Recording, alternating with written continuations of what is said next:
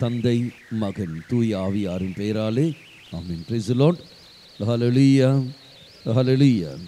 Continue செய்வோம். விட்டு போனதுலேருந்து அப்படியே நாம் கண்டினியூ செய்வோம். விடுதலை பயணம் நூல் 12ஆம் அதிகாரம் 13ஆம் வாக்கியம். ரத்தம் நீங்கள் இருக்கும் வீடுகளில் உங்களுக்கு ஒரு அடையாளமாகவே இருக்கும். அப்போ ரத்தம் ஒரு அடையாளமாக இருக்கும். எதனுடைய அடையாளம்?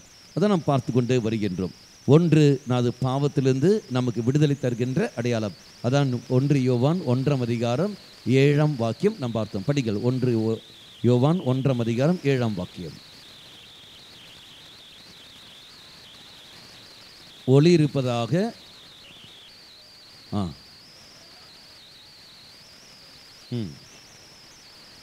இயேசுவின் ரத்தம் எல்லா பாவங்களிலிருந்து நமக்கு தூய்மைப்படுது. அப்போ எல்லா விதமான பாவத்திலிருந்து அப்போ எந்த விதமான பாவங்கள்?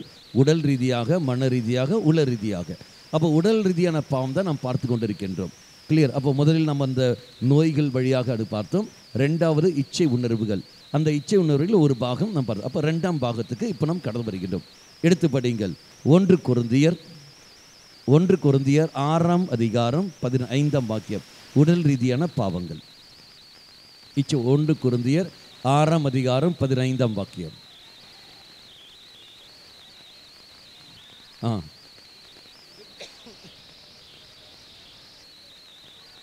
உங்கள் உடல்கள் கிறிஸ்துவின் உறுப்பு என்று உங்களுக்கு தெரியாதா?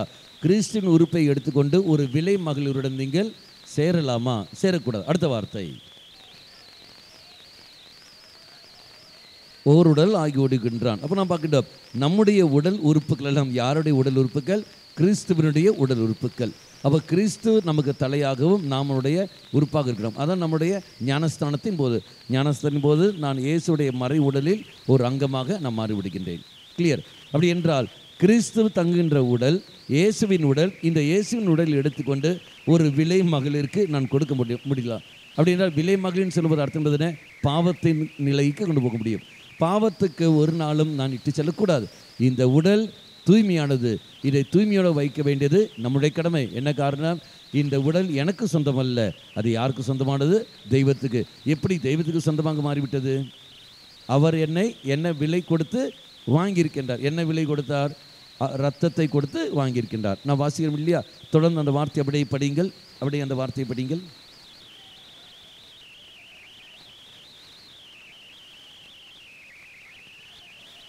ஆண்டவரோடு சேர்ந்து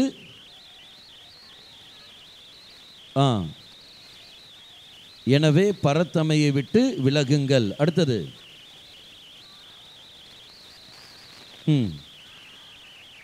ஈடுபடுவோர் சொந்த உடல்கள். பரத்தமை என்றால் என்ன அர்த்தம்? ஃபோர்னிகேஷன் என்ன அர்த்தம்? திருமணத்துக்கு முன்னாடி நடக்கின்ற உறவுகள்.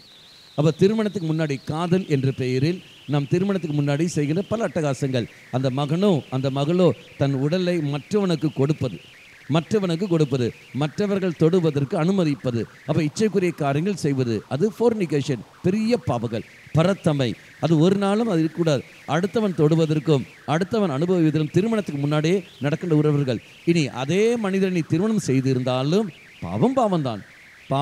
திருமணத்துக்கு முன்னாடி நடந்திருக்கு பாருங்கள். அப்போ அந்த பாவம் அப்படியே தான் இருக்கும். அது பாவ சங்கீதனம் செய்து கொண்டு அந்த பாவத்திலிருந்து நாம் விடுதலை பெற வேண்டும். தினம் பார்க்கணும். தாரம் இந்த பிள்ளை இதான் இந்த மகளை நாம் திருமணம் செய்கிறேன். திருமணத்துக்கு முன்னாடி நான் காதலிக்கிற சமயத்திலேயே பல இழிவான காரியங்கள் நான் செய்து விடுகின்றேன். அதே மகளை நான் திருமணம் செய்த போதிலும் ஃபோர்னிகேஷன் தான். அது பாவம் தான். அதோடைய பாதிப்பு நிச்சயமாக உண்டு. ஆக இறைசனதில் அது மன்னிப்பு கேட்டு திர வேண்டும். இந்த உடல் பரத்தமைக்கு அல்ல. கிளியர். அடுத்த வார்த்தை பார்த்தீங்களா? உங்கள் உடல் நீங்கள் கடவுளுடைய என்று ஆவி என்று தெரியாது. அடுத்தது நீங்கள் உங்களுக்கு உரியவர் அல்ல.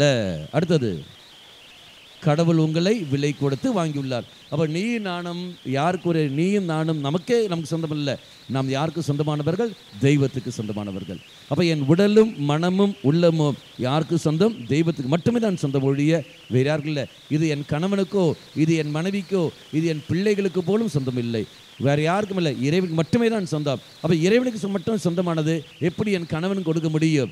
நான் பிரமாணிக்கத்தோட கணவனுக்கு நான் வாழ்கிற சமயத்தில் ஆட்டோமேட்டிக்காக அது தெய்வத்துக்காக மாறுகிறது. இதான் அப்போ தான் பிரமாணிக்கம் வருகிறது. கணவன் ஏற்ற துணையை தெய்வம் தருகின்றார். அந்த ஏற்ற துணைக்கு ஏற்ற ஒரு வாழ்க்கையை நான் வாழ்கிற சமயத்தில் ஆட்டோமேட்டிக்காக என் தெய்வத்துக்கு நான் பிரமாணிக்கத்தோடு நான் நிற்கின்றேன். இதான் என்னுடைய அர்த்தங்கள். அப்போ நம்முடைய வாழ்க்கையில் நான் விலை கொடுத்து வாங்கப்பட்டவன். விலை கொடுத்து வாங்கப்பட்ட காரணத்தினால் என்னை யார் விலை கொடுத்து வாங்கினாரோ அவர்களுக்கு தான் சொந்தமோ ஒழிய வேறு யாருக்கும் சொந்தமில்லை. இயேசு விலை கொடுத்து வாங்கிட்டார். மீண்டும் படிங்கள், வெளிப்பாடு புஸ்தகம் 5ஆம் அதிகாரம் 9ஆம் வாக்கியம். வெளிப்பாடு புஸ்தகம் 5ஆம் அதிகாரம் 9ஆம் வாக்கியம்.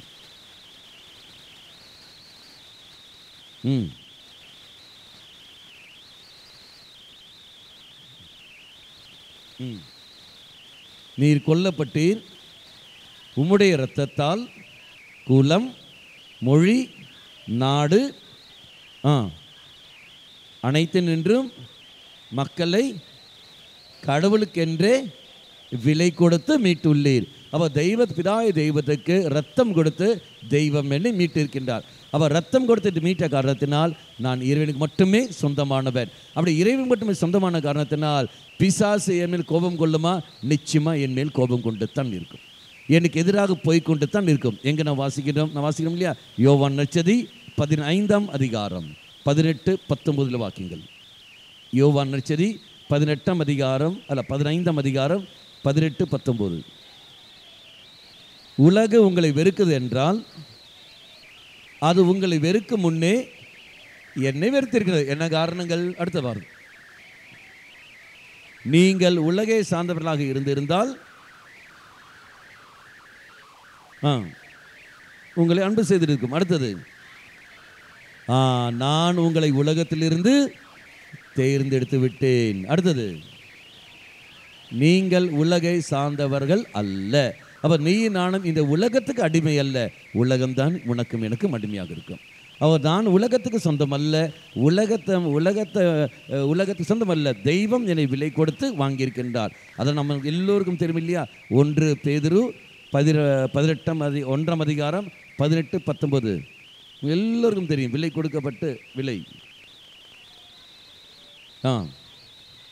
வழி வழியாய் வந்த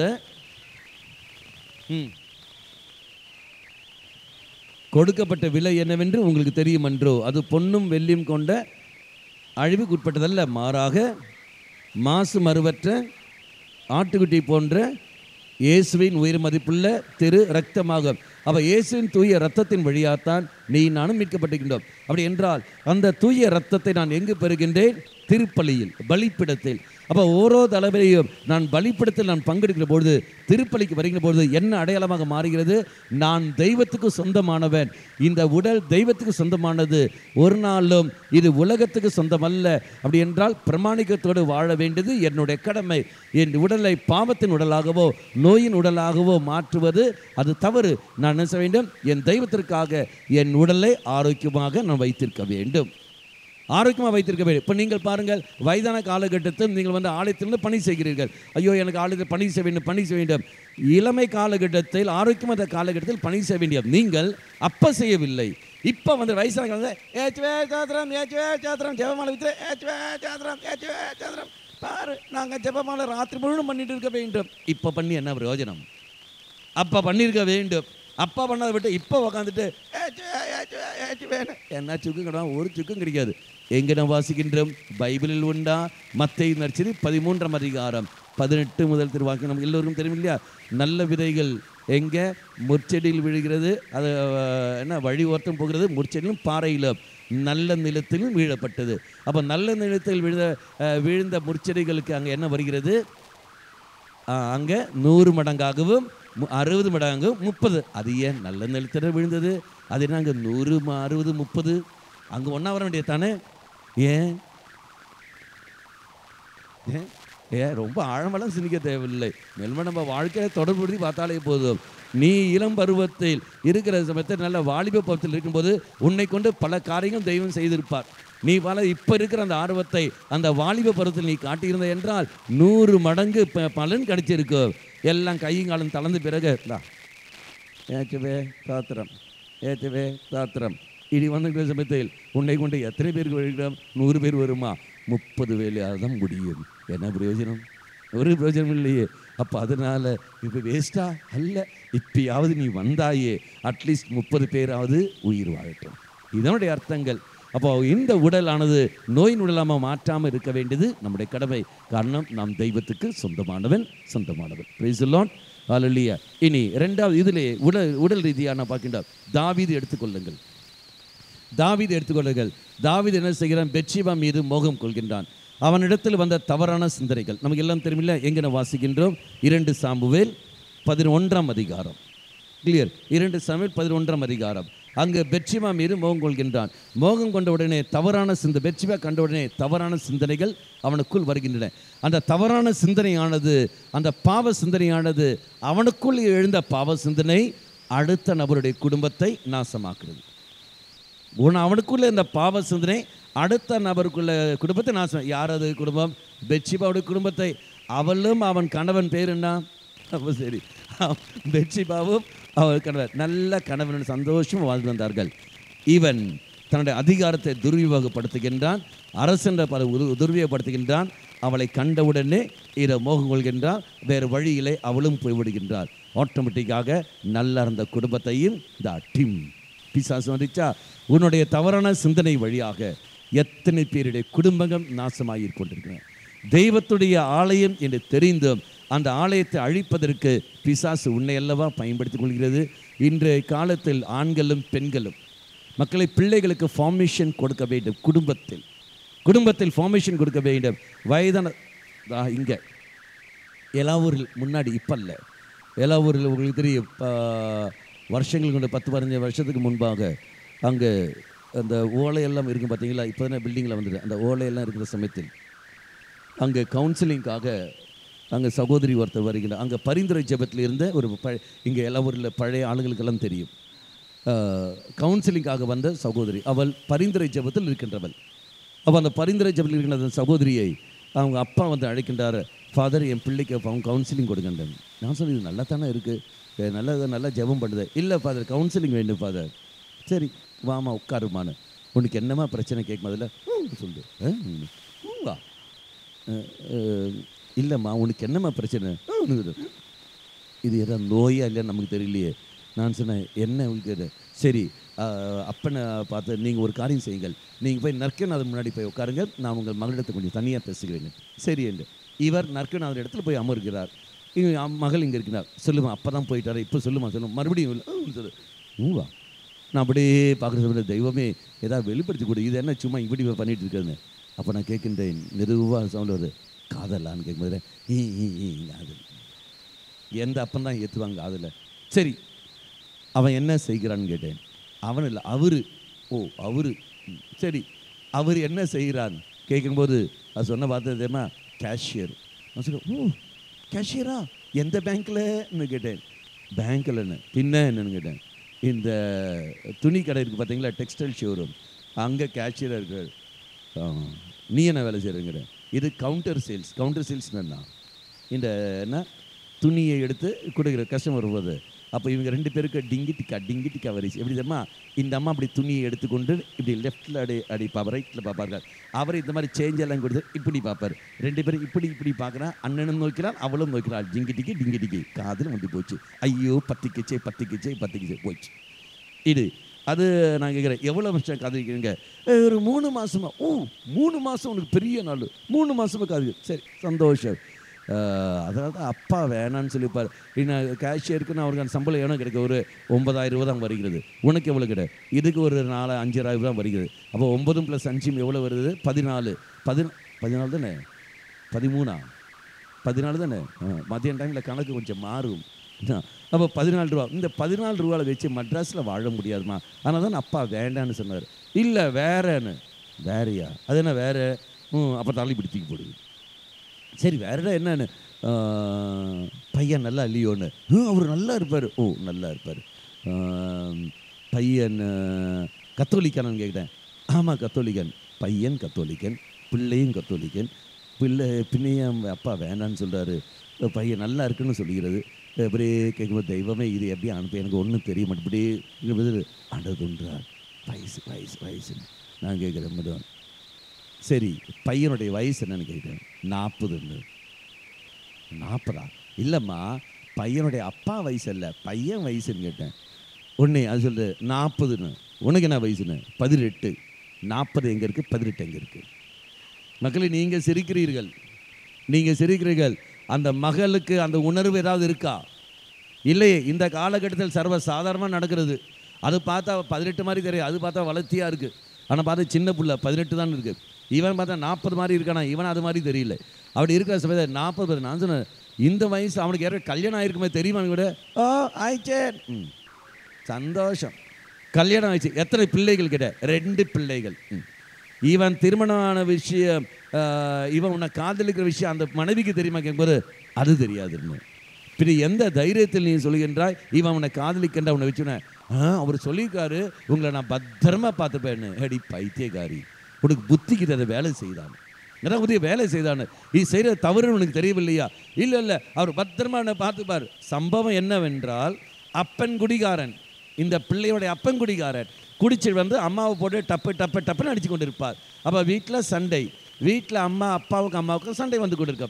சண்டை வர சமயத்தில் இந்த பிள்ளை என்ன செய்ய, நேராக வேலை செய்கிற இடத்துல வந்து கொண்டு வீட்டில் நடக்கிற சம்பவத்தில் எல்லாம் அங்கே சம்பவம் எல்லாம் இவங்கிட்ட பகிர்ந்து கொள்ளும். அப்போ இவன் சொல்கிற வார்த்தை, கவலைப்படாதே நான் இருக்கின்றேன். ஆறுதல் கொடுத்துக்கின்றான். அந்த ஆறுதல் என்ன ஆகி போயிடுச்சு, இவளுக்கு கவலைப்படாத நான் இருக்கிறேன், நீயே என் வாழ்க்கையில் தான் எனக்கு ரொம்ப நல்லா இருக்கு பேர். இல்லை எனக்கு கல்யாணம் ஆயிடுச்சு, பரவாயில்ல, நான் ஓரமாக உட்காந்துக்கிறேன். தானா வரதை என் விடணும், அவன் விட கொண்டான். மக்களே, இங்கே யாருடைய தவறுன்னு சொல்வீர்கள்? தவறு எங்கே நடக்குது? அப்பன் தாய் அவன் அந்த புள்ள மேலே தப்பு கிடையாது, பொண்ணு மேலே. அப்போ அந்த பையன் மேலே தப்பு கிடையாது. இப்போ நான் உங்ககிட்ட கேட்ட பாரு, அது ஏன் தப்பு? மக்களே, எல்லாருடைய தப்பு. 3 பேருக்கும் தாங்கள் யார் என்ற உணர்வு அங்கு இல்லை. அப்பன் மனைவி தாயை போட்டு அவன் அடிப்பதும் அவன் யார் என்பது உணர்வு அவனுக்கு இல்லை. மகள் அருட்சதன வாழ்க்கைக்கு மகளுக்கு அங்கு அறிவு இல்லை. திருமணம் ஆனவன் கத்தோலிக்கன், அவனுக்கும் அருட்சதன வாழ்க்கை பற்றிய அறிவும் அவனுக்கு இல்லை. அப்படி இருக்கிற சமயத்தில் பாவத்துக்கு எப்படி துணை போகிறான்னு பாருங்கள். நல்லா இருக்கிற குடும்பத்தில் இவன் எப்படி உள்ள புகுத நாசமாக்குறான் பாருங்கள். இதுகாலம் தெய்வமா, இதுகாலம் காரணங்கள். பெற்றோர்களே, உங்கள் பிள்ளைகளுக்கு அருட்சாதன கல்வியை கொடுங்கள், கற்றுக்கொடு. அருட்சாதனை பற்றி அறிவு கொடு.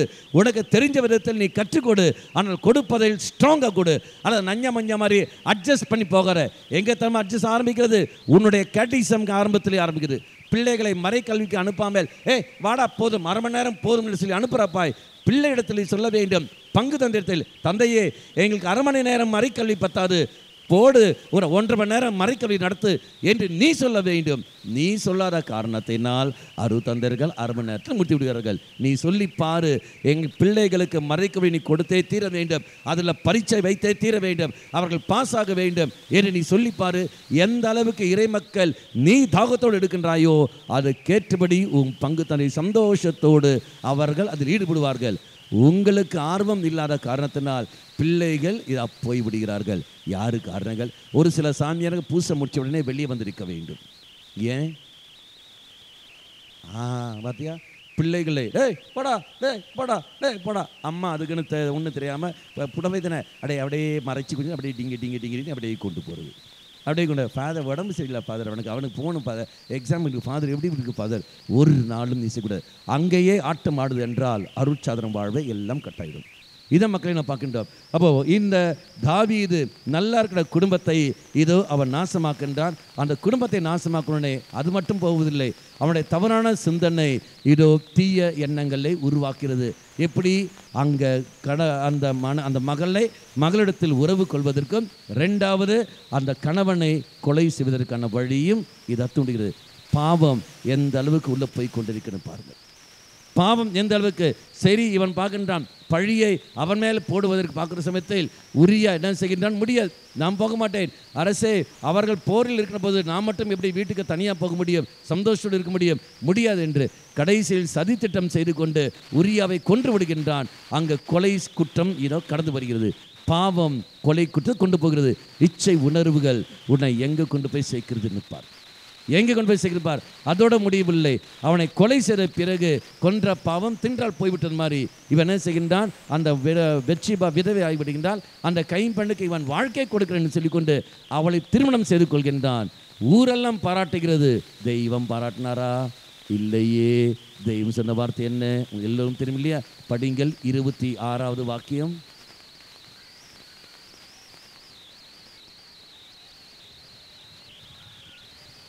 புலம்பி அழுதான். அடுத்தது முடிந்ததும் ஆள் அனுப்பி கொண்டு வந்தார். அடுத்தது மனைவியாகி பெற்றெடுத்தார். அடுத்தது தாவீது செய்த இந்த செயல் ஆண்டவருடைய பார்வையில் தீயதாக இருந்தது. மனிதனுடைய பார்வையில் சர்வசாதாரணமாக இருந்தது. ஆனால் பாவம் இல்லாமல் பரவாயில்லையே நல்லதான காரியம் செய்திருக்கிறார் என்று நியாயப்படுத்தி கொண்டிருந்தார்கள். இதோ அவன் செய்த பாவத்துக்கான பணி, இதோ அவன் வாழ்க்கையை கொடுத்தானே, பின்னணி பிரச்சனை தெய்வத்துடைய பார்வையில் தீயதாக இருக்கின்றது. எத்தனை பேர் நம்முடைய குடும்பத்தில் நம்முடைய பிள்ளைகள் ஆணும் சரி பையனும் சரி பிள்ளையும் சரி என்ன செய்கிறார்கள்? திருமணமான ஆண்களையும் திருமண பெண்களை இடத்திலும் தவறான உறவை வைப்பதற்கும் அதற்கான காரியங்கள் ஈடுபடுவதற்கும் அங்கு இருக்கிறார்கள்.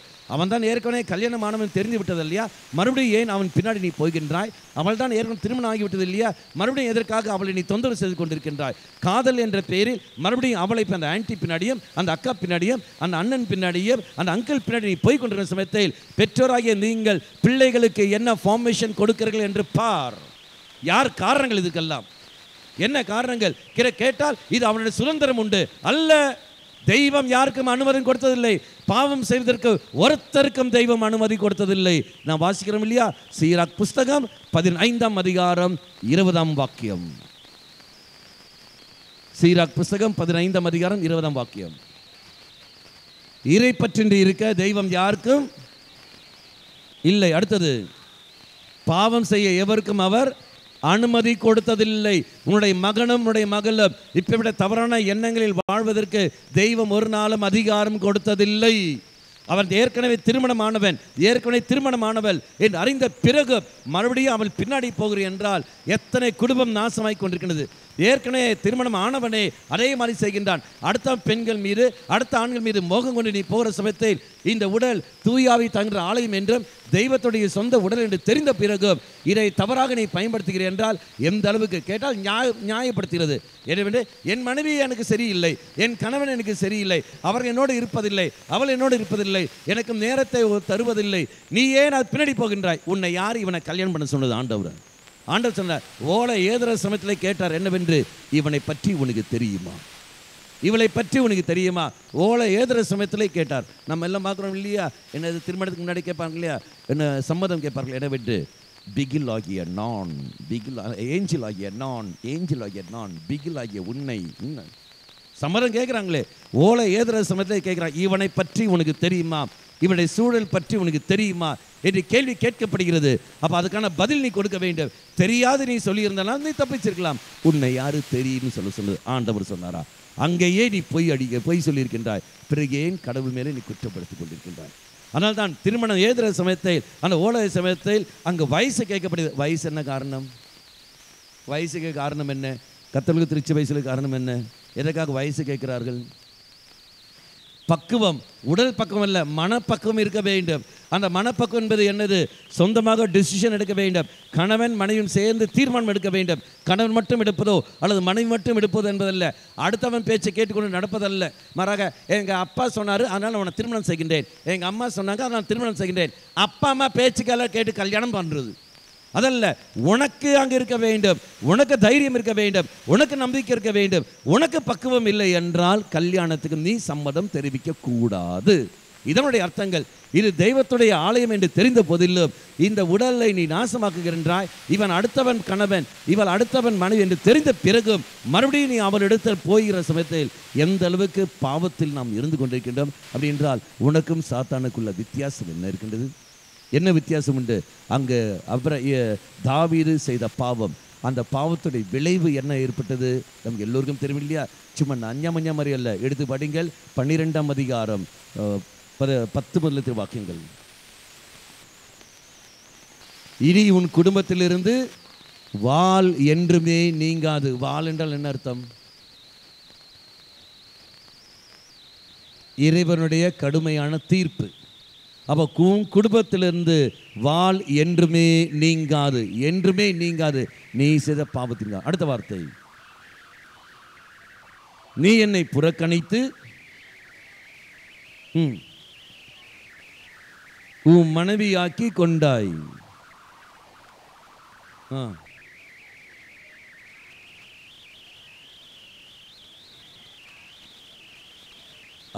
உன் கண்கள் காண உன் மனைவியரை அடுத்தவனுக்கு நான் கொடுப்பேன். அடுத்தது, பட்ட பகலில் நீ மறைமுகமாக செய்ததை அவன் பட்ட பகலில் நிகழ்த்துவான். நடந்த சம்பவம் என்ன? தாவீதுடைய அந்த புறத்தில் மூத்த மகன் பேர் என்ன? அப்சலன். போய் கொடுக்கிறான் அந்த புறத்தில். தாயிடத்தில் பையன் அம்மா அப்பன் வேடிக்கை பார்க்கின்றார். எந்த லட்சம் இருப்பார். இனி தாவீது அந்த அப்சலன் சொந்த சகோதரனை கொன்று விடுகின்றான். 2. 3வது, சொந்த சகோதரன் சகோதரியை அவன் கற்பழித்து விடுகின்றான். 3. 4வது, பெத்ஷிபா வழி வந்த குழந்தை அதுவும் இருந்து விடுகிறது. ஒரு ஆள் செய்த தவறு அடிக்குது பாரு. தெய்வம் அதுக்கெல்லாம் காரணங்கள். பேய் பாதாளம் அதன் வாயே தான் வான்னு பெருசாக திறந்திருக்கிறது. அது உள்ள போனவர்கள் அத்தனை பேரும் டம் உள்ள போகிறார்கள். தெய்வம் இல்லையே காணுங்கள். அந்த தெய்வம் இந்த இடத்தில் இங்கு வருகின்றார். பலிப்படுத்த நாம் ஒப்பு கொடுக்கும் பொழுது, திருப்பலியில் நாம் பங்கெடுக்கிற சமயத்தில் அது வெளிப்படுத்தும், மகனே, பாவ வாழ்க்கை வாழ்வதற்காக அல்ல உனக்கு நான் இந்த அழகான உடலை தந்திருப்பது, உன்னை அழகாக படைத்திருப்பது நீ பாவம் செய்து வாழ்வதற்காக அல்ல, எனக்காக நீ வாழ வேண்டும். இந்த அழகு தெய்வத்திற்காக, இந்த ஆரோக்கியம் தெய்வத்திற்காக, இந்த திறமை தெய்வத்திற்காக. அந்த இறைவன் சொல்லுவார், நீ எங்கே, எந்த இடத்தில், எப்படி என்று. அதுதான் திருப்பலி. திருப்பலி ரத்தம் எனக்கு ஒரு அடையாளமாக இருக்கும். இல்லை என்றால் அது எல்லாம் போய்விடும். இன்னொரு உதாரணம் எடுத்துக்கொள்ளுங்கள். எங்கே நாம் வாசிக்கின்றோம்? நீதித்தலைவர் புஸ்தகம். நீதித்தலைவர் புஸ்தகம் 16ஆம் அதிகாரம். உங்களுக்கு தெரியும், சிம்சோனுடைய சக்தி எதில் உண்டு? அவனுடைய முடியில் உண்டு, தலையில் முடியில் உண்டு. ஆனால் அவன் அந்த பிள்ளை பலவிதம் கேட்டுக்கொண்டே இருக்கும். கடைசியில் ஒன்றும் சொல்ல மாட்டான். எல்லாம் இல்லை வேறு விதமான சொல்லி கொண்டிருப்பான். கடைசியில் சிம்சோன் அந்த மகள் தெலிலியா அவருடைய மடியில் படுத்து கொண்டிருக்கிற சமயத்தில் இச்சைக்கு அவன் ஆளாய் விடுகின்றான். அதன் பிறகு அவள் கேட்கின்றாய், எடா சிம்சோனே, என்னை இவ்வளவு தூரம் நீ ஏமாற்றி கொண்டிருந்தாயே, நான் உன்னை எந்த அளவுக்கு அன்பு செய்திருக்கிறேன், என்னை பாரு, சொல்லு, இச்சைக்கு அடிமையான சொல்லுடா, இப்பயாவது சொல்லிடான்னு சொல்லும்போது அந்த இச்சையின் அடிப்படையில் வேதனையிலிருந்து அவன் தன் ரகசியத்தை எடுத்து சொல்கிறான். என்னவென்று? சக்தி எங்கு உண்டு? என்னுடைய முடியில். நடந்த சம்பவம் என்ன? எடுத்துப்படி 20வது வாக்கியம். சிம்சோன், பிலிஸ்தியர் உன் மீது பாய்கின்றனர் என்று கத்தினாள். அடுத்தது, விழித்து முன்பு போல் இப்பொழுதும் என்னை விடுவித்துக் கொள்வேன் என்று சொன்னான். அடுத்தது, ஏனெனில் ஆண்டவர் அவனிடமிருந்து அகன்று விட்டதை உணரவில்லை. அவன் உணரவில்லை. இச்சைக்கு அடிமையாக இருக்கிற சமயத்தில் தெய்வ அபிஷேகம் பெற்ற பெற்றோர்களே நீங்கள், இச்சைக்கு அடிமையாக இருக்கிற போது தெய்வ அபிஷேகம் பெற்ற பிள்ளைகளே நீங்கள், அத்தனை பேரும் இச்சையின் காரணமாக அபிஷேகத்தை நீ இழந்து விடுவாய், நீ அபிஷேகத்தை இழந்து விடுவாய் போறதை உனக்கே தெரியாது.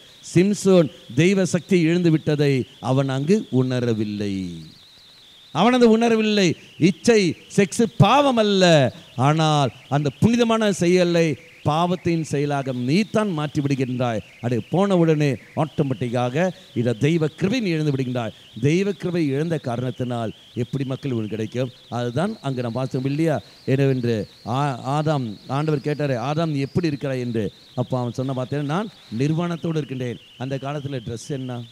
ட்ரெஸ்ஸராக இருந்ததா? அப்போ நிர்வாணம் என்றால் என்ன? தெய்வ இயல்பை அவன் இழந்து விடுகின்றான். இறைவனுடைய இயல்பு போன உடனே என்ன இயல்பு வந்தது? பிசாசுடைய இயல்பு வந்து விட்டது. தீய சக்தி வந்தது. பலவீனத்தோடு மாறிவிடுகின்றான். களிமண் ஸ்ட்ராங் இல்லையே, களிமண் பலவீனமானது. அவன் பலவீனத்தோடு மாறிவிட எல்லா திண்மைகளுக்கும் அவன் ஆளாய் விடுகின்றான். அவருடைய எல்லா திண்மைக்கும் ஆளான உடனே பத்து கீழே விழுந்து விடுகின்றான். அன்பாந்தர்களே, நீ நான் பார்க்க வேண்டும். ரத்தம் அடையாளமாக இருக்கும் நான் யார் என்பதை அது எடுத்துக் கொடுக்கும். நீ விலை கொடுத்து வாங்கப்பட்டவன்.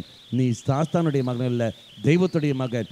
தெய்வம் உன்னை விலை கொடுத்து தன் ரத்தத்தை கொடுத்து உன்னை மீட்டு இருக்கின்றார். ஆகவே இந்த உடலை கொண்டு நீ தெய்வத்தை பெருமைப்படுத்த வேண்டும் ஒழிய ஒரு நாளும் என்ன செய்யக்கூடாது?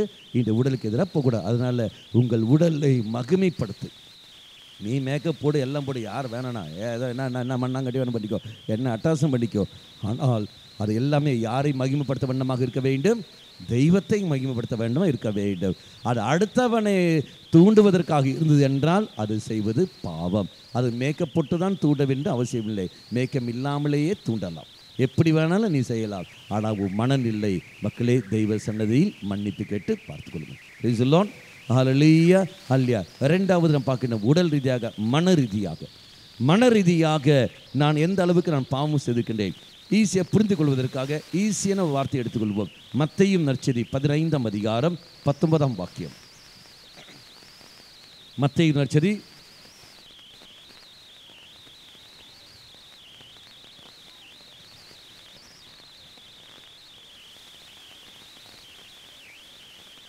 அப்போ இந்த 15-19 நாம் பார்க்கின்றோம். இந்த சிந்தனைகள் எல்லாம் எங்கேருந்து வருகின்றன? எல்லாமே தீய எண்ணங்கள் எங்கேருந்து உருவாகுன்னு இங்கேருந்து. அப்போ கொலை செய்வதும் பல தீழிவான காரியங்கள் செய்வதும் எல்லாமே இங்கேருந்து தான் வருகின்றன. அப்போ இந்த எண்ணங்கள் எப்படி இங்கே வருகிறது? இது தெய்வம் தங்கள் ஆலயம் தானே, எப்படிங்கிறது? பிசாசுக்கு நீ இடம் கொடுத்த காரணத்தினால் அது தவறான சிந்தனைகளை அது புதைத்து வைக்கிறது. அப்போ நான் என்ன செய்ய வேண்டும்? நான் போராடி ஜெயிக்க வேண்டும். நமக்கு எல்லோரும் தெரியும் இல்லையா? எபேசியருக்கு திருமுகம் 6ஆம் அதிகாரம், எபேசியருக்கு திருமுகம் 6ஆம் அதிகாரம் 10ஆம் வாக்கியம் படிங்கள், 10 முதல் 18. இறுதியாக நீ ஆண்டவரோடு இணைந்து ஒரு வார்த்தையாக போங்கள். அவர் தரும் வலிமையாலும் ஆற்றலாலும் வலுவுற்று பெறுங்கள். அப்போ ஆண்டவரோடு இணைந்து நிற்க வேண்டும். உன் சிந்தனையிலிருந்து அந்த தீய எண்ணங்களை விடுதலை பெற வேண்டும் என்றால் தெய்வத்தோடு இணைய வேண்டும். தெய்வத்தோடு இணைகிற இடம் எங்கே? திருப்பலி. எப்படி திருப்பலி அங்கே இணைய முடியும்? என்ன வார்த்தை உண்டு அடிஸ்தானமாக? உங்களுக்கு தெரியும். எங்க?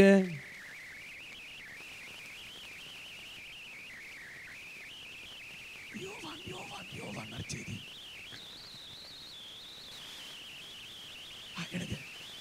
உங்களுக்கு மட்டும் யோவான் நற்செய்தி 6ஆம் அதிகாரம்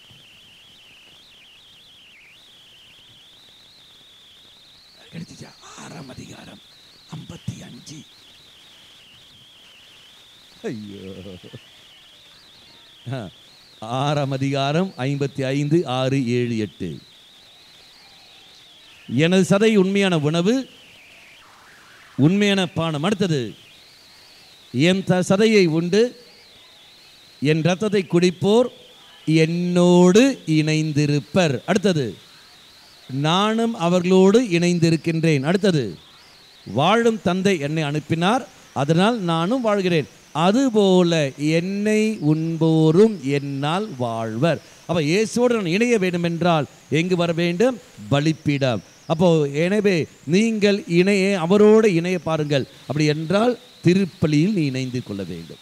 அப்போ ஒவ்வொரு நாளும் ஞாயிற்றுக்கிழமை மட்டுமல்ல திருப்பலி, ஒவ்வொரு நாளும் திருப்பலி பங்கெடுத்தே தீர வேண்டும். அது சாத்தியமில்லை. யார் சொன்ன சாத்தியமில்லை என்று? நீ முயற்சி எடுத்ததில்லை. சாத்தியமாகும். சாத்தியமாகாத ஒன்றும் தெய்வம் உன்னிடத்தில் செய்வதில்லை. அதிகாலையில் எழுந்து பெட்ரோலுக்கு லைனில் நிற்க முடியுது. உனக்கு பெட்ரோல் இல்லை நம்ம இன்னும் பார்த்தீங்கன்னா லைன் இல்லை. அதே மாதிரி ஏடிஎம் பேங்க் மெஷின் முன்னாடி போய் நிற்க முடியுது. அதிகாலை முன்னாடி கார்டு வச்சு கொண்டு பணம் வருமா அப்படி நிற்க முடிகிறது. ரேஷனில் க்யூலெல்லாம் நிற்க முடிகிறது.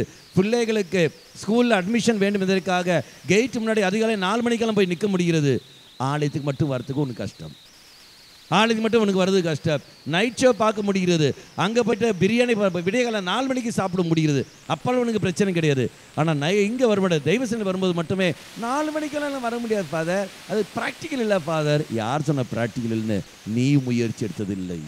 நீ முயற்சி எடு, அதுக்கேற்றபடி நீ செயல்படு. அப்போ தினந்தோறும் நாம் என்ன செய்ய வேண்டும்? பங்கெடுத்து தீர வேண்டும். அது முயற்சி எடுக்க பங்கெடுக்கிற சமயத்தில் தெய்வத்து மேல் நம்பிக்கை இருக்கிறோம். அன்பு அதிகமாக. எங்கே அன்பு இருக்கின்றதோ அங்கு இதெல்லாம் நடக்கும்.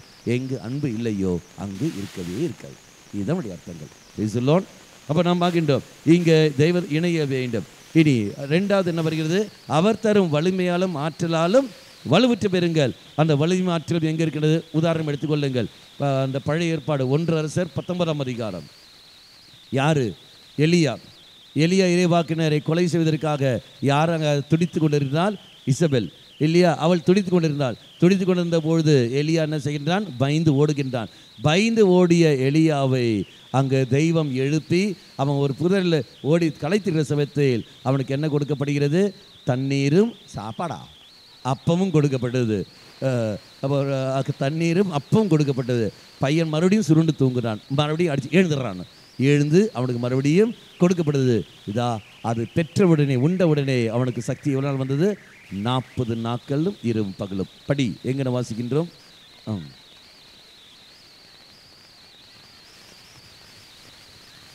40 பகலும் இரவும் நடந்து மலையில் போய் அடைந்தார். அப்படி என்றால் அவர் தருகின்ற ஆற்றலாலும் வலிமையாலும் சக்தி பெறும்போது நான் பலிப்படத்தில் நாம் பங்கெடுக்கின்ற சமயத்தில் இதா என் தெய்வம் எனக்கு சக்தி தருவார். என் மனம் சோர்ந்து போயிருக்கும். மனம் சோர்ந்து போன எனக்கு தெய்வம் கிருபை தருவது இங்கே கெத்செமனே தோட்டத்தில் அங்கே மடல் சோர்ந்து போயிருக்கிறது. ஆர்வம் சொன்ன வார்த்தை இல்லை, 1 மணி நேரம் போல உங்களால் என்னோடு வீழ்த்திருக்க முடியாதா? உங்கள் மனம் ஆர்வமுடையதான், உடல் சோர்ந்து இருக்கின்றது. பரவாயில்லை, நீங்கள் படுத்து உறங்கிக் கொள்ளுங்கள். ஏசு சொன்னாரா? அல்ல, எழுந்து ஜெபம் பண்ணு. சோர்வுதான், பரவாயில்லை, எழுந்து ஜெபம் பண்ணு. மதிய டைமில் உனக்கு தூக்கம் வருதுன்னு சொல்லிக்கொண்டு உன்னை தூங்க வைப்பதற்காக அல்ல இங்கே நாங்கள் இங்கே வந்து இருப்பது. எழுந்து உட்காருங்க. எனக்கு ஃபாதர் 2 லட்டி சாப்பிட்டேன் ஃபாதர், நான் தூங்குறேன் ஃபாதர். வீட்டில் போய் தூங்குறதுக்காக அல்ல இங்கே வருது. மாறாக அந்த தெய்வ சன்னதியில் நீ வருகிற இல்லை, நீங்கள் யாரும் தூங்கவில்லை, நான் சும்மா உதாரணத்துக்கு சொல்கின்றேன். அப்போ நீங்கள் வருகிற எதற்காக? இறை வார்த்தை கேட்க நீங்கள் வருகிறீர்கள். நீங்கள் யாரும் வருங்க. அருளாலயம் எனக்கு முன்னாடியே தெரியுது. அப்போ அருளாலையில் யாரும் தூங்குற அருளாலயம் கிடையாது. நீங்கள் எப்பவுமே சும்மா ஆக்டிவாக இருக்கிறீர்கள். நாங்கள் தான் தூங்கி கொண்டு இருப்போம். Praise the Lord. ஹல்லேலூயா. அப்போது தெய்வம் தருகின்ற வலிமையால மாற்றால சக்தி பெற வேண்டும் என்றால் உனக்கு தேவை என்னது? இங்கே பலிப்பீடம். இங்கே நீ வர வேண்டும். மறுபடியும் ஏசாயா அங்கே எபேசியர் திருமுகம் படிங்கள், 6ஆம் அதிகாரம் 10ஆம் வாக்கியம். அழகையின் ஏமாற்று வழிகளை எல்லாம் எதிர்த்து நிற்கும் வலிமை பெறும்படி கடவுள் அருள் எல்லா படைக்கலையும் அணிந்து கொள்ளுங்கள். அப்போ அழகையை நான் எதிர்க்க வேண்டும் என்றால் எனக்குள்ளே யார் இருக்க வேண்டும்? தெய்வம். அழகை எதிர்க்க வேண்டும். என்னோட இயேசு இருக்க வேண்டும். அப்பதான் முடியும். அதை நான் பார்க்குறோம் இல்லையா? திருப்பாடல் 110:1. அவசரப்படாத. திருப்பாடல் 110:1. ஆண்டவரின் தலைவரிடம், நான் உன் பகைவரை கால்மனை ஆக்கும் வரை நீர் என் வலப்பக்கம் வீட்டிரும். அர்த்தம் புரிஞ்சிச்சா? என்ன? நான் உன் பகைவரை கால்மனை ஆக்கும் வரை நீ என் பக்கம் இரு, என்னை விட்டு போயிடாத. அப்படியே அர்த்தம் என்ன? நான் பார்க்கின்றேன், இதா என் மனைவி இங்கே இருக்கின்றான், இடையிறடி அவனை நான் ஒன்றில் பண்ணி வருகிறேன். நீ இந்த இடத்தை விட்டு போகாத. நீ போயிட்டனவை உன்னை அவன் நினைவை செய்வான், உன்னை பிடித்து வைத்துக்கொண்டு என்னை அவன் தோற்கடிப்பான். ஆகவே நீ என் கூட இரு, என்னை விட்டு போய்விடாத, அவனை நான் பார்த்துக் கொள்கின்றேன். தினம் பார்க்கின்றோம். அப்படி என்றால் தீமையை நான் வெல்ல வேண்டும் என்றால் தெய்வத்தோடு இணைந்தால் மட்டுமே போதும். தெய்வம் எனக்காக போராடி அங்கே தீமையை அவர் வென்று தருவார். நீ நானும் குழந்தை மறைச்சவன் பேன இருந்தால் போதிலும் மீதியெல்லாம் தெய்வம் பார்த்துக்கொள்வார். அதெல்லாம் பார்க்குறோம் இல்லையா? உனக்காக போராடுபவர் யாரு? தெய்வம். விடுதலை பயணம் நூல் 14ஆம் அதிகாரம் 14ஆம் வாக்கியம். ஆண்டவர் உனக்காக போராடி ஆண்டவர் உனக்காக போராடுவார், நீ அமைதியாரு. அப்போ நம்முடைய வாழ்க்கையில் தீமைகள் கடந்து வருகின்ற பொழுது தெய்வம் சில வார்த்தை, நீ என்னோடு இணைந்திரு, உன் பகைவரை என் கால்மனை ஆக்கும் வரை நீ என்னோடு இரு, கால்மனை ஆக்கும் வரை நீ என்னோடு இரு, என்னோடு இணைந்திரு, என் அருகிலே இரு, என்னை விட்டு போய்விடாதே. அதான் மக்களை திருப்பலி, ஒவ்வொரு நாளும் திருப்பலி நீ பார்த்து கொண்டே இரு, நீ கண்டு கொண்டே இரு, நீ பங்கெடுத்து கொண்டே இரு. அப்படி ஒவ்வொரு நாளும் திருப்பலி நீ பங்கெடுக்கிற சமயத்தில் ஆட்டோமேட்டிக்காக தீமைகளை எதிர்க்கக்கூடிய சக்தி உனக்கு கிடைக்கும். நீ வருஷத்தில் ஒரு தடவை பங்கெடுக்கிற என்றால், வாரத்தில் ஒரு தடவை பங்கெடுக்கிற என்றால் கிடைக்க வேண்டும் என்ற அவசியம் இல்லை. ஆனால் தினந்தோறும் நீ பங்கெடுக்கிற சமயத்தில் நிச்சயமாக கிடைச்சே தீரும். காரணம், நீ தெய்வத்தை அன்பு செய்கிற அடையாளம் அது. தினந்தோறும் போவதற்கும் வாரத்தில் ஒரு முறை போவதற்கும் வருஷத்தில் ஒரு முறை போவதற்கும் வித்தியாசம் உண்டா? எங்கே அன்பு அதிகம்? தினந்தோறும் போறதுதான். வாரத்தில் நீ போகிறது கடமைக்காக, ஓய்வு நாள் கடைபிடிக்க வேண்டும், அதனால் நீ போகின்றாய். நீ கத்தோலிக்கா பிறந்த காரணத்தினால நீ போய் விடுகின்றாய். இல்லை என்றால் நீ போவியா? குழந்தை பருவத்திலே உன்னை அப்படி வளர்த்துருக்காங்க. ஞாயிற்றுக்கிழமை ஆனால் எழுந்து டிங்கி டிங்கி டிங்கி டிங்கின்னு போக வேண்டாம், சொல்லி நேரம் டிங்கி டிங்கி நீ வருகின்றாய். வேறு வழியில் கத்தோலிக்கா நீ பிறந்த காரணம் நீ போய் விடுகின்றாய். இல்லை என்றால் நீ அங்கே கோயிலுக்கு போகின்றாய். மக்களே, தினந்தோறும் போகிற சமயத்தில் கத்தோலிக்கன்றது மட்டுமல்ல, மாறாக என் தெய்வம் எனக்கு வேண்டும் என்ற உணர்வு தினந்தோறும் பங்கெடுக்கும் போது தான் அது கிடைக்கும். வாரத்தில் நீ போகணும், எனக்கு வேலை உண்டு வேலை உண்டுன்னு சொல்லுகிறார். வேலை இருந்தாலும் அந்த நெருக்கடி மத்தியில் ஆலயத்துக்கு நீ போயே தீர்வாய். எத்தனை பேர் ஏன் உன் பங்குலேயே நீங்கள் பாருங்கள், நெருக்கடி மத்தியில் வேலை திருப்பலி கண்டு கொண்டு அப்படியே வேலைக்கு போகிறவர்கள் எத்தனை பேர் இருக்கிறார்கள்? வேலைக்கு போகிறவர்கள் அதிகாலையில் எழுகிறார்கள், எழுந்து திருப்பலி பங்கெடுத்து கொண்டு அதன் பிறகு அவர்கள் போகிறார்கள். அன்றைக்கி அங்கே திருப்பலி இல்லையா, வேற எங்கன்னு பார்க்கின்றோம். அதான் ஒரு சில அருத்தந்தைகள் என்ன செய்வார்கள், அவர்கள் இருக்கிற இடங்களில் இந்த சிட்டியில் இடங்களும் பார்த்துடும் என்றால் மதிய வேளையில் திருப்பலி நிறைவேற்றுவார்கள். எதற்காக? இது வேலை போகிறவர்கள், ஆஃபீஸ் போகிறவர்கள் அவர்கள் வந்து பங்கெடுக்க வேண்டும் என்பதற்காக அந்த மதிய வேலையில் இந்த டபடபடபன்னு மக்கள் வந்திருக்கிறார்கள். எப்படியாவது நாங்கள் திருப்பலி காண வேண்டும் என்பதற்காக பங்கெடுக்கிறவர்கள். அது கடமைக்காக அல்ல, அன்பின் வெளிப்பாடு. வாரத்துக்கு ஒரு முறை போகிறது அது கடமையாக இருக்கலாம், அன்பு தான் இருக்க வேண்டும் என்று அவசியம் இல்லை. அது கடமையாக இருக்கலாம். ஒரு மணி நேரம் உங்கள் பங்கு தந்தை 10 நிமிஷம் அதிகமாக நீட்டி வைத்தார், இப்படி வாட்ச் பார்க்குறது, அங்கேருந்து வர்றதே லேட்டு, இப்படி 5 பேர் பார்க்குறது. 1 மணி நேரம் திருப்பலி வர்றது 15 நிமிஷம் லேட்டு. அப்படி வந்து இப்படி உள்ள அவர் நிற்பார்கள், இப்படி வந்து நின்று கொண்டு இப்படியே பார்ப்பார்கள். அதுக்குள்ளே அரை மணி நேரம் ஆகிடும். அதுக்கப்புறம் வந்துட்டு அந்த இடம் இருக்குல்ல, அந்த இடத்துக்கு போய் உட்காரவர்கள் எல்லாம் இப்படி உட்கார செட்டில் முடிச்சுட்டு அப்புறம் இப்படி போகும்போது அதுக்குள்ளே 3/4 மணி நேரம் ஆகிவிடும். அப்புறம் சரி ஆண்டவரே நான் அப்படி உட்காந்து கண்ணு மூடி இப்படி இருக்கிற சமயத்தில் தந்தை சொல்வார், சென்று வாருங்கள் திருப்பலி முடிந்தது. முடிஞ்சு போயிடுச்சு. வந்து செட்டில் இருக்குது அதுக்குள்ளே போயிடுச்சா, திருப்பலி முடிஞ்சு போயிடுச்சா? எப்படி கிடைக்கிறது பாரு. மூக்கை எங்கே நீ பக்தியோடு உன்னால் இருக்க முடிகிறது? தெய்வம் இல்லையே. இதுக்கெல்லாம் காரணங்கள். அடுத்த வார்த்தையை படிங்கள். ஏனென்றால் நாம் மனிதரோடு மட்டும் போராடவில்லை, ஆட்சி புரிவோர் மனிதரோடு மட்டுமல்ல. ஆட்சி புரிவோர் என்றால் எந்த ஆட்சி? அரசாங்கமா? அல்ல, பாவத்துடைய ஆட்சி. எந்த ஆட்சி? உதாரணம் வைத்துக் கொள்ளுங்கள். இப்போ நமக்கு ஒரு நமக்குன்னு ஒரு அரசாங்கம் உண்டு. சைனாக்காரன் நீங்கள் தீர்மானம் எடுத்தால் இந்த அரசாங்கம் அதை ஏற்றெடுக்குமா? அது ஏற்காது. எங்களுக்கு ஒரு கவர்மெண்ட் உண்டு, எங்கள் கவர்மெண்ட் அது பார்க்கும், நீ உன் வேலையை பாரு, இதான் பார்க்க. அங்கே தீர்மானம் இங்கே நடக்காது. அதே மாதிரி தான் பாவத்தின் ஆட்சின்னு இருக்கிற என்றால், அதாவது கோபம் என்னும் பேய் உன்னை ஆட்சி செய்து கொண்டிருக்கிற சமயத்தில் நான் கோபப்பட மாட்டேன் என்று நீ சொன்னாலும் கோபம் என்னும் பேய் சொல்லும், மாப்பிள்ள நீ என்னுடைய ஆட்சியில் இருக்கிறடா, கோபப்பட்டு தாண்டா இருக்கடும், பா கோபப்படு பா. நீ என்னதான் நினைத்தாலும் உன்னால் கோபப்படாமல் இருக்க முடியாது. நீ பாப்பாய், ஆலயத்துக்கு நான் வருகின்றேன், அங்கே வருகிற சமயத்தில் ஞாயிற்றுமை திருப்பலியில் நான் உறங்க மாட்டேன், அப்படியே உட்கார்ந்து கொண்டு இருப்பேன். நீ சொல்லுமாய் தூக்கம் என்னும் பேய்க்கு நீ அடிமை ஆகிற சமயத்தில் அந்த தூக்கம் என்னும் பேய் சொல்லும், மாப்பிள்ள நீ தூங்குடா என்று. இல்லை நான் தூங்க மாட்டேன். ஏடா நீ என்னுடைய ஆட்சியில் இருக்கிறாய், தூங்கு. அப்போ நீ என்னதான் எடுத்தாலும் சரி ஒரு நாளும் உன்னால் செய்ய முடியாது. குடிக்க மாட்டேன் என்று நீ சொன்னாலும் உன்னால் இருக்க முடியாது. என்ன காரணம்? குடி என்னும் பேய்க்கு, குடி என்னும் பேயுடைய ஆட்சிக்கு நீ அடிமையான காரணத்தினால் நீ குடித்து கொண்டு தான் இருப்பாய். அந்த ஆட்சிக்கு அடிமைப்பட்ட காரணம் நீ சொல்கிற வார்த்தை என்பது வேறு வழி இல்லை. செய்த பாவத்துக்கு நியாயத்தை கண்டுபிடிப்பாய். எப்படி? அவன் கோபப்பட்டான், அதெல்லாம் அப்படி செய்கின்றேன், இதெல்லாம் ஒரு தப்பும் கிடையாது, ஒரு பிரச்சனையும் கிடையாது, எல்லாரும் செய்கிறது தானே, எல்லாரும் குடிக்கிறது தானே, இது என்ன பெரிய பாவம் என்று சொல்லி கொண்டு நீங்கள் போகிறீர்கள். மக்களே, நியாயத்தை கண்டுபிடிப்பது என்ன காரணங்கள்? தீமையிலிருந்து விடுதலை பெற எனக்கு அங்கு விருப்பம் இல்லை. ஆட்சி புரிவோர், அதிகாரம் செலுத்துவோர். அப்படின்றால் யார் என்னை அதிகாரம் செலுத்துவது? கோபம் என்னும் பேய். கோபம் என்னும் பேய் என்னோட அதிகாரி இருக்கிற சமயத்தில் நான் அது கீழில் இருக்கின்றேன். கீழே இருக்கிற போது என் பேச்சு அங்கே கேட்கப்படுவா? என் பேச்சு அங்கே எடுபடாது. அப்படி என்றால் என்னை அதிகாரப்படுத்துவது யாரு? இந்த தீமைகள், தீய சக்திகள் தான் என்னை அடிமைப்படுத்தியிருக்கின்றது, என்னை என் மேல் அதிகாரம் செலுத்துகிறது. அப்படி என் மேல் அதிகாரம் என்ற காரணத்தினால் அதற்கு நான் கீழ்ப்படுத்தி போய்விடுகிறேன். நான் எவ்வளவுதான் நன்மை நான் நினைத்தாலும் நான் நினைக்கிற நன்மை என்னால் செய்ய முடியாது. காரணம் என்ன? இந்த தீமைக்கு நான் அடிமை. அப்போ இதிலிருந்து யார் என்னை விடுவிக்க முடியும்? யார் என்னை விடுவிக்க முடியும்? என்னை யார் அடிமை இல்லாமல் இருக்கிறார்களோ அவர் தான் என்னை விடுவிக்க முடியும். அதான் லோக்கல் எக்ஸாம்பிள் நம்மளுக்கெல்லாம் தெரியும் இல்லையா? என்ன பார்வையற்ற ஒரு மனிதனுக்கு யார் வழிகாட்ட முடியும்? பார்வையுள்ள ஒரு மனிதன், குழியில் விழுந்த மனிதனை யார் வெளியே கொண்டு வர முடியும்? மேலே இருக்கிற மனிதன். அடிமையில் இருக்கிறவனை யார் விடுவிக்க முடியும்?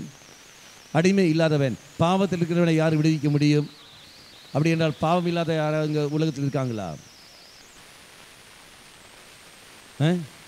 இயேசுவா? என்ன ஆதாரம் உண்டு? என்ன ஆதாரம் உண்டு?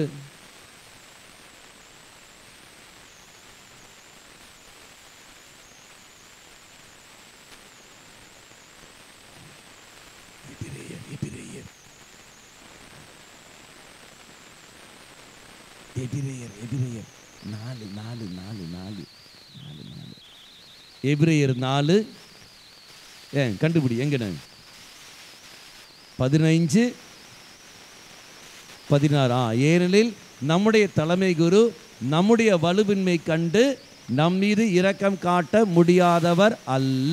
அப்ப நம்முடைய தலைமை குரு நம் மீது இரக்கம் நம் மீது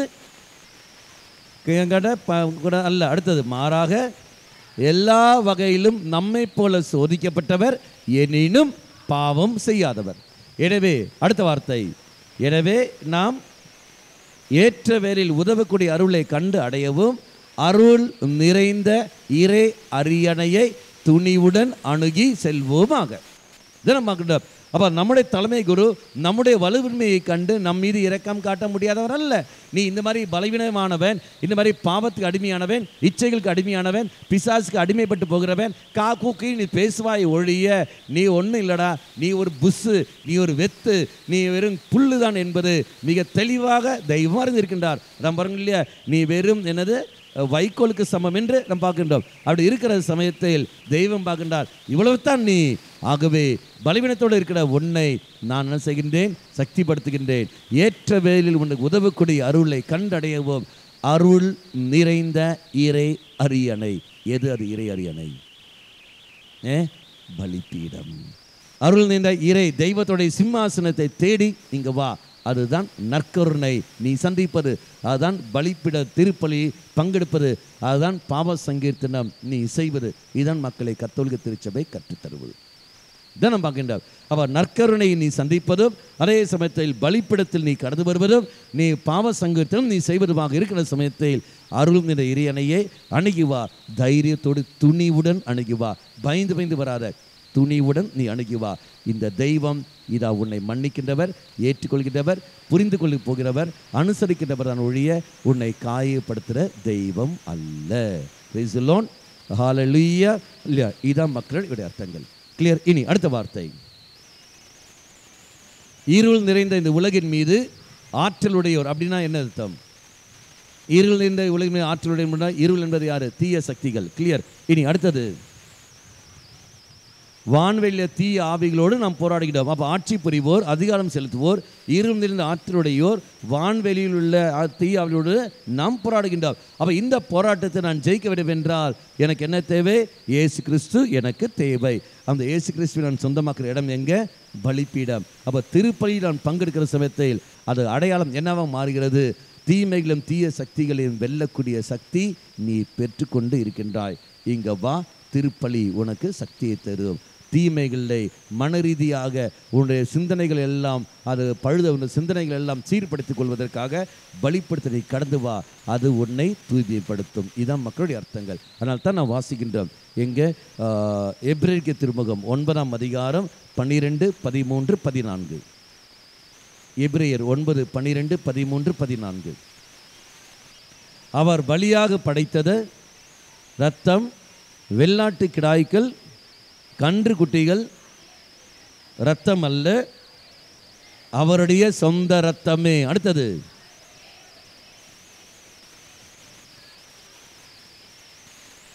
படைத்து தந்தார். அடுத்தது,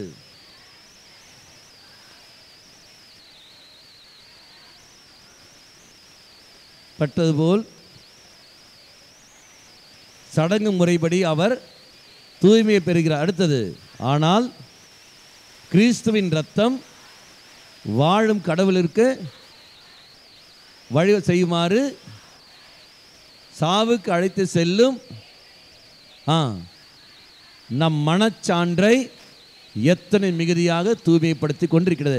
அவ என்னுடைய மனச்சான்று, என்னுடைய சிந்தனைகள், என்னுடைய எண்ணங்கள் இதெல்லாம் தூய்மை பெற வேண்டும் என்றால் நான் எங்கு வர வேண்டும்? பலிப்பீடம். அப்போ திருப்பலி நாம் பங்கெடுப்பது என்ன அடையாளம் என்றால், என் மனச்சான்றை நான் தூய்மைப்படுவதற்கான ஒரு அடையாளம்தான் திருப்பலி.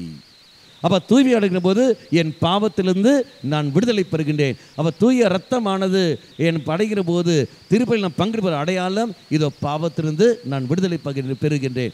அப்போ உடல் ரீதியாகவும் மன ரீதியாகவும் இதோ நான் விடுதலை பெற்று விடுகின்றேன். ஹல்லேலூயா. அல்லையா? அடுத்தது நாம் பார்க்கின்றோம். இவ்வளோ போதும். அடுத்தது நாம் பார்க்க வேண்டியது உடல் ரீதியாக, மன ரீதியாக, உள ரீதியாக விசுவாச வாழ்க்கை. அப்போ விசுவாச வாழ்க்கையிலிருந்து நான் விடுதலை பெறுவதற்கான வழி எது? எப்படி நான் விசுவாச வாழ்க்கையில் விடுதலை பெற முடியும்?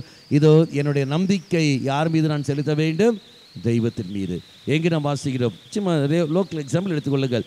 யோவான் நற்செய்தி 2ஆம் அதிகாரம் 16ஆம் வாக்கியம். உங்களுக்கு எல்லோரும் தெரியும், இயேசு ஜெருசலேம் தேவாலயத்தில் அங்கு செய்த காரியம். 2ஆம் அதிகாரம் 16ஆம் வாக்கியம்.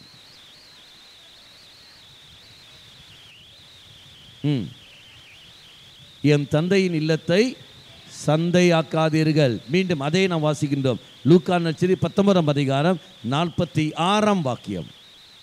இங்கே சந்தையாக்காதீர்கள். அங்கே என்ன வருகிறது பாருங்கள். எரிகிறது. அடுத்தது, இதை கல்வரின் குகையாக மாற்றுவீர்கள். சந்தையாக்காதீர்கள், கல்வரின் குகையாக நீங்கள் மாற்றாதீர்கள். விசுவாச வாழ்க்கையில் உயர்ந்து நிற்க வேண்டியவர்கள் தான் நீங்களும் நானும். விசுவாச வாழ்க்கையில் உயர்ந்திருக்க வேண்டிய நீ நானும் ஒரு நாளும் சந்தை புலாக்கூடாது. அப்படி என்றால் அங்கும் இங்கும் ஓடிக்கொண்டு இருக்காது. அங்கே இங்கே நான் அங்கே போகிறேன், இங்கே போகிறேன், இங்கே போகிறேன், அங்கே போகிறேன், ஒரு இடத்துல உரைச்சி நிற்கப்பாரு. இது விசுவாசத்தை ஒரு இடத்துல இருக்க வேண்டும். அல்லது விட்டு நான் அங்கே போகிறேன், எனக்கு இங்கே கிடைக்கல, நான் அங்கே போகிறேன், இங்கே போகிறேன்னு சொல்லும் சமயத்தில் நீயாகத்தான் உன் வாழ்வை இழந்து விடுவாய். அதை நான் வாசிக்கிறோம் இல்லையா? என்னவென்று தவறான வழிகாட்டியா இருப்பார்கள். 2 தீமோத்தேயு 4ஆம் அதிகாரம் 3ஆம் வாக்கியம். 2 தீமோத்தேயு 4ஆம் அதிகாரம் 3ஆம் வாக்கியம். ஒரு காலம் வரும், அப்போது மக்கள் நலம் தரும் போதனையை தாங்க மாட்டார்கள். அடுத்தது, மாறாக செவிக்கு உணவு கொண்டவர்களாக தங்கள் தீய நாட்டங்களை நிறைவேற்றுவதற்காக தங்களுக்கென போதர்களை திரட்டி கொண்டு அவர் பின்னே போய் கொண்டிருப்பாங்க. பிரதர், எங்களுக்காக ஜெபம் பண்ணுங்க பிரதர், சிஸ்டர், எங்களுக்காக ஜெபம் பண்ணுங்க சிஸ்டர், தான் போய் கொண்டிருப்பார்கள். பிரதரும் இழுத்துட்டு போகிறது. அவன் அதுக்கேற்ற மாதிரி போய்கொண்டே இருப்பார்கள். நீங்களே பார்த்து கொண்டிருக்கிறீர்கள். நீங்களே எந்த அளவுக்கு நீங்கள் பார்த்து கொண்டிருக்கிறீர்கள். 2வது நாம் பார்க்கணும். எடுத்து படிங்கள். கலாத்தியருக்கு திருமுகம் 1ஆம் அதிகாரம் 6ஆம் வாக்கியம்.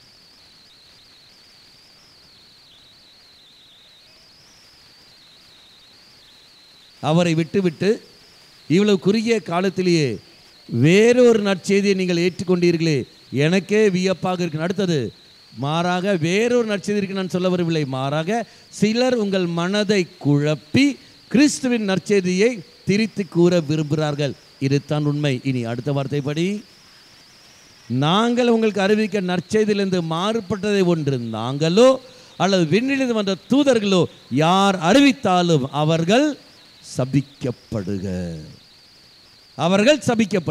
அப்படி என்றால் எந்த அளவுக்கு விசுவாசத்தை நீ உரைச்சு நிற்க வேண்டும் என்று பார்.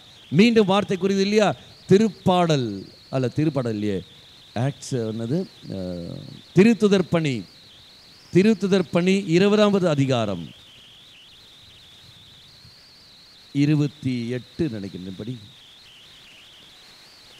படி அதான்.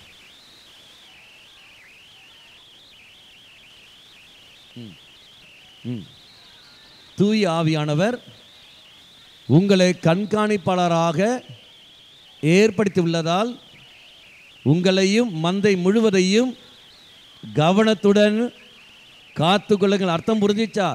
நீங்கள் தூயாவி வழியாக ஓரோ பெற்றோர்களும் ஓரோ ஞான பெற்றோர்களும் நீங்கள் கண்காணிப்பாளராக நீங்கள் இருக்கிறீர்கள். உங்களிடத்தில் ஒப்படைக்கப்பட்ட அந்த பிள்ளைகளுடைய விசுவாசம், ஓரோ பிள்ளைகளிலும் நீங்கள் கண்காணிப்பாளராக இருக்கிறீர்கள். ஒரு நபருடைய விசுவாசத்தை போக்காமல் அவர் அழியாமல் இருப்பதற்காக ஓரோ மகனும் மகளும் நீ அடுத்தவனுக்கு கண்காணிப்பாளராக இருக்க வேண்டும், பொறுப்பாளராக இருக்க வேண்டும். நீ போவிடுகிற என்றால் நீ காரணமாக ஒரு மகன் ஒரு மகள் அந்த சமுதாயத்தை விட்டு அந்த விசுவாச வாழ்க்கைட்டு போகிறேன் என்றால் தெய்வத்துக்கு அத்தனை பேரும் கணக்கு கொடுக்க வேண்டும். நீ நானும் கணக்கு கொடுக்க வேண்டும். எனக்கு பிரச்சனை இல்லை, எனக்கு தெரியாது உனக்கு தெரியாது இல்லை, நீ என்ன சரி கொண்டிருந்தாய். கேட்டார் இல்லையா காயினை பார்த்து கண்டு என்ன பண்ண, எங்கே உன் சகோதரன் ஆபேல், நான் என்ன காவலாளியா, நீ காவலாளித்தான், நீ என்ன செய்தாய், நீ என்ன செய்தாய். இதோ நான் என்ன காவலாளியா, நீ காவலாளித்தான், ஆனால் தான் உன் அன்பியத்தில் இருக்கின்றார்கள். நீ என்ன செய்தாய், நீ காவலாளித்தான், உன் பங்கில் அவன் இப்படி இருக்கின்றானே, நீ என்ன செய்து கொண்டிருந்தாய். தெய்வத்துக்கு நீயும் நானும் கணக்கு கொடுக்க வேண்டும், கணக்கு கொடுத்தே தீர வேண்டும். நஞ்சா முஞ்சா வாழ்க்கை வாழ்வதற்கு தெய்வம் ஒரு நாள் உனக்கும் எனக்கும் அதிகாரம் அங்கு தந்ததில்லை. ஹல்லேலூயா. இனி அடுத்த வார்த்தை படியுங்கள். உங்களை விட்டு நான் சென்ற பின்பு கொடிய ஓநாய்க்கள் உங்களுக்குள் நுழையும் என்று எனக்கு தெரியும். அதாவது ஓநாய்க்கள், அவர் தவறான கருத்துக்கள் கொண்டவர்கள் உங்கள் வாழ்க்கையில் புகுவார்கள். அந்த ஓநாய்க்கள் உங்கள் மனதை போட்டு குழப்போம், உங்கள் விசுவாச வாழ்க்கையை போட்டு இல்லாமல் ஆக்கும். ஏமாந்து போகிறது நீ, ஏமாந்தது நீ, கடைசியில் வாழ்க்கை எழுவது நீ. அடுத்த வார்த்தை படி. அவை மந்தையை தப்ப விடாதவாறு தாக்கும். அடுத்தது, உன்னிடம் இருந்தே அத்தனையும் பிரித்தாலும், உன்னிடமிருந்தே சிலர் தோன்றிக்கொண்டு சீடர்களை அத்தனையும் பிரித்திடும். அதனே நடக்கிறது. விசுவாசத்துக்கு எதிராக வாழ்கிற காரணத்தினால், விசுவாசத்துக்கு எதிராக நீ போன காரணத்தினால், வருஷத்துக்கு ஒரு முறை திருப்பலி நீ கண்டு கொண்டிருக்கிற காரணத்தினால், சும்மா வேணுமென்ற கடமைக்காக ஞாயிற்றுமை திருப்பலி நீ பங்கெடுக்கிற காரணத்தினால் ஆட்டோமேட்டிக்காக என்ன நடக்கிறது, உன்னிலிருந்து தீமைகள் கடந்து வருகின்றன. அவர்கள் வருவார்கள், எல்லாம் இருப்பார்கள், திருப்பலியில் வந்து பங்கெடுக்க மாட்டார்கள், கெயிட்டான வெளியே நின்று கொண்டு மெசேஜ் ஒன்று செய்து கொண்டிருப்பார்கள். ஃபோன் வந்து ஃபாதர் அப்படி பண்ணுறாரு, இவங்க இப்படி பண்ணுறாங்க, அவங்க அப்படி பண்ணுறாங்க, ஆலயத்துக்குள்ளே வரமாட்டார்கள். ஆலயத்துக்குள் என்ன செய்தாலும் சரி, அரு தந்தையும் அரு கன்னியையும் பங்கு மக்களையும் பற்றி குறைகளை சொல்லிக்கொண்டே இருப்பார்கள். அதுக்காக மட்டும்தான் ஆலயத்துக்கு வந்து கொண்டு இருப்பார்கள். உன்னிலிருந்து சொல்கிறது யார்? உன்னுடைய கணவன், உன் மனைவி, உன் பிள்ளைகள் தான் ஒழிய வேறு யாரும் இல்லை. அவை எந்த அளவுக்கு நமக்கு விசுவாச வாழ்க்கையில் உணர்ச்சி இல்லாத காரணத்தினால், அது உறுதி இல்லாத காரணத்தினால் ஆட்டோமேட்டிக்காக எல்லாம் சிதறி போகிறது. தெய்வம் பார்க்கின்றார், திருப்பலி நீ பங்கெடுக்கின்ற பொழுது இறைவன் கொடுக்கிற கிருபை, என் விசுவாசத்தில் நான் உறுதியுடன் இருக்கிறேன். நான் இங்கு உனக்காக அப்ப வடிவிலும் ரச வடிவிலும் வருகின்றேன். உன்னுடைய பலவீனங்களை நான் உறுதிப்படுத்துவேன். நான் உயிரோடு இருக்கின்ற கடவுள் என்னை பார் என்று சொல்லிக்கொண்டு என்றும் நற்கருணையாக வாழ்ந்து கொண்டிருக்கின்றவர். அப்போ விசுவாசத்தில் எனக்கு இன்னும் உறுதி வரும். திருப்பலி பங்கெடுப்பது ஒரு அடையாளம். தெய்வமே, என் நம்பிக்கை தளராமல் இருப்பதற்கு நீ என் கூட இருந்து என்னை வழிநடத்தி கொண்டிருக்கிறாயே, நன்றி ஆண்டவரே என்ற ஒரு அடையாளம். ஹல்லேலூயா, ஹல்லேலூயா. சிலுவையில் இருந்து ஒழுகும் இரத்தம் நதியாய் பாயட்டும்.